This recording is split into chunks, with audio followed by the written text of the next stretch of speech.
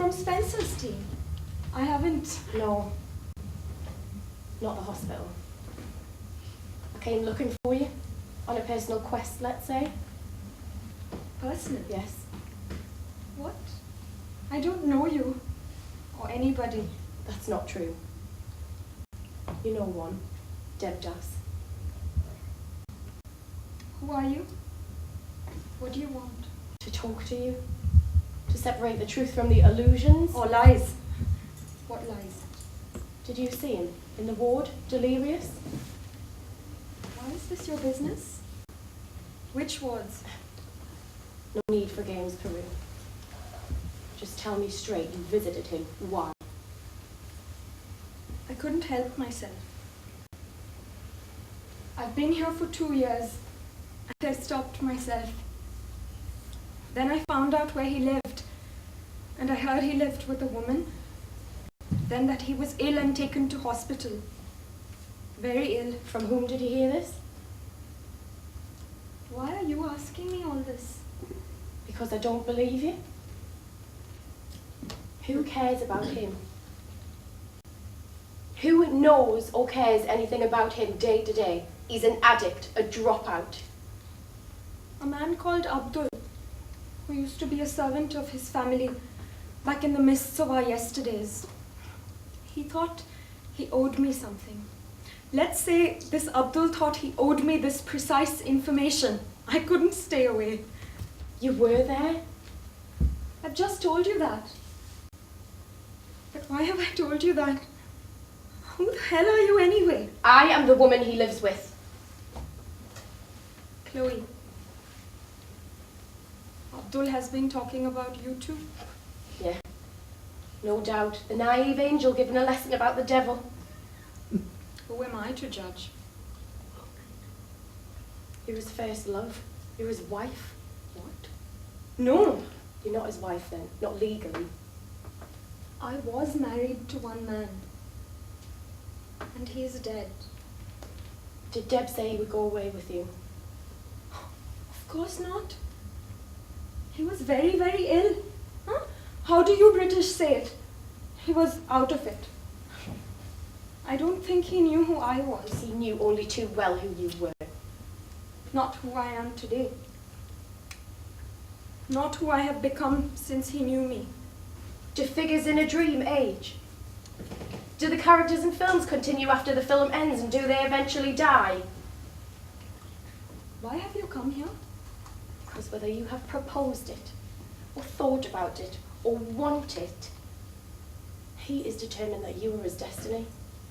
You were the seed of his love, and he thinks he can embrace that tree however many years later. I never said that to him. But you meant it, miss. You meant it. That's why you questioned Abdul when you turned up in that ward and you gave him this fantasy and this hope. Time has swallowed that dream. We're all awake now, even if you don't want to be. It's a fantasy. Why are you doing this?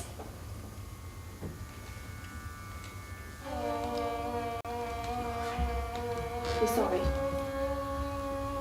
I'm so sorry.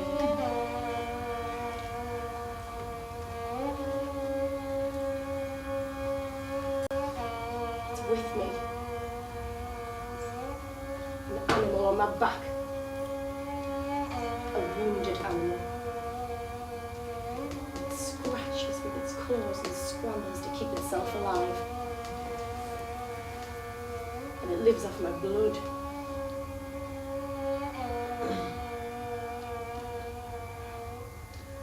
What am I saying? It's all right. It'll be all right. No. It'll never be all right now. The past has invaded the present. It's invaded everything I did, everything I lived for. Then live it again. No. That's not possible unless the past is erased, which is never. Chloe, stop. Please stop. Huh? You want me to spill out my heart? You've done that to me and I can. Of course I went to see him, hoping that it would spark something. But I'm not a fool. Of course I wanted to see him as he was. And I wanted to see him as he is. And I prayed to any god that would listen that the past could be revived. I'm talking to you now. You and I and all the philosophers know that it can't come back and it can't be buried. But it can be put beyond reach. How?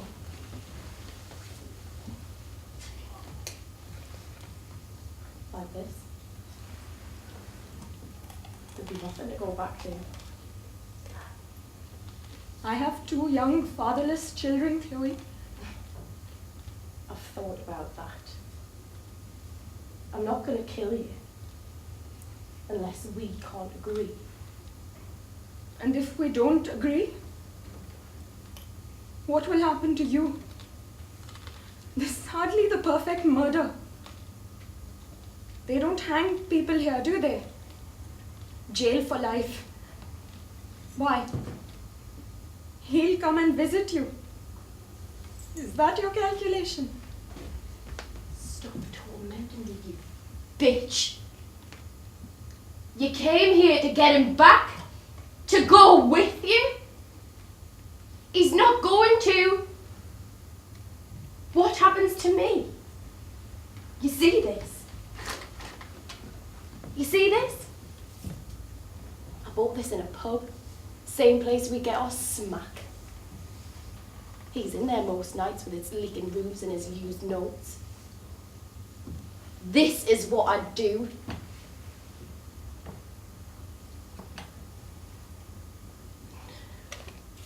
Peru. What am I saying?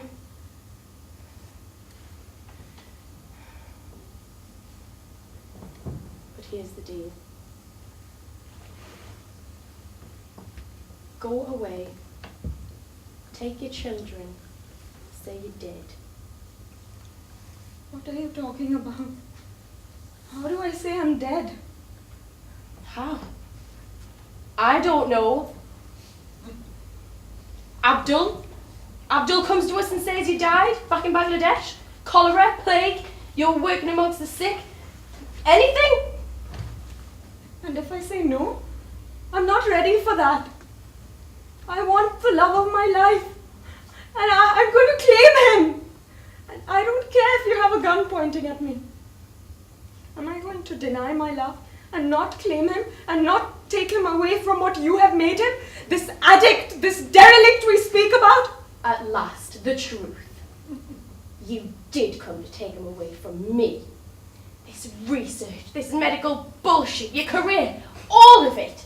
Just a means of getting to the refuge of your first love. You fucking Bengalis, Bangladeshis, Indians, all of you, you're fucked, aren't you? Love is something your parents fix, or something you have to fight for in some archery competition. You win the girl, you lose your heart, such fucking crap. So convenient. The princess always loves the guy who scores the goal. And yet there's a yearning. I fucking lived with it these 16 years. I understand it.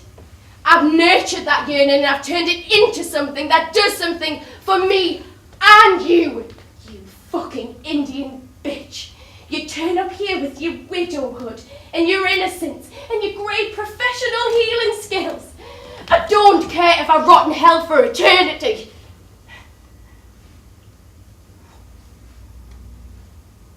God. What's wrong with me?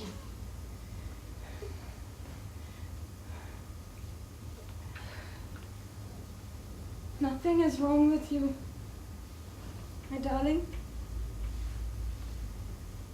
Of course you want him. But we're arguing about a corpse. That man is dead. And I don't mean metaphorically, I mean literally. This isn't your Bollywood movie.